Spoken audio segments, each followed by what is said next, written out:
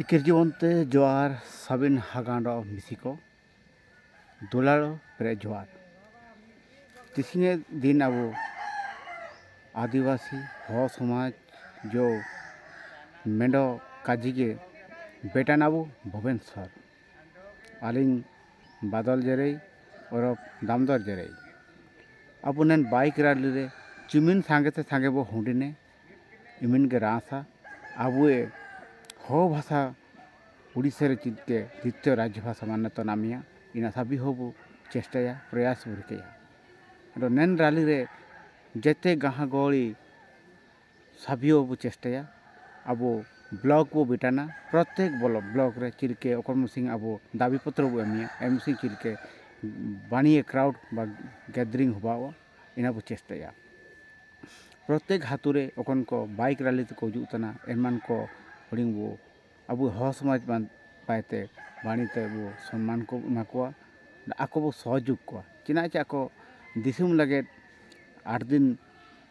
को ओलाकना एन 8 दिन भीतर भुवनेश्वर 23 तारीख को बिटाना तो आकोआ लगे जमा नु अब व्यवस्थाया आकोआ लगे जेते बो दाये अबन आकोमान को बो देंगा को अब इनागे आलिंग पाते दो जगार कोरां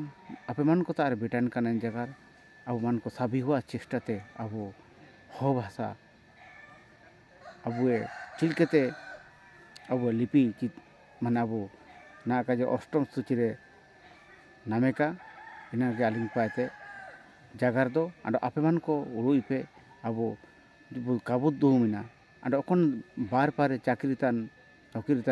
अब हागांडो मिसी को आखो कुंभकर्ण लेका दो काबू दुमिना अब समाज किछु बुद्धिंगाई जुदी अब फील्ड रे काबू पाइट दैतना मिना को अब फील्ड रे अब हागा को पाइट तना को आको किछि आर्थिक रूप धिंगा बो एमा को तो एसु चेहरा होबावा एंड दो अब समाज निश्चित मुसिंग अकोंता अब स्वप्न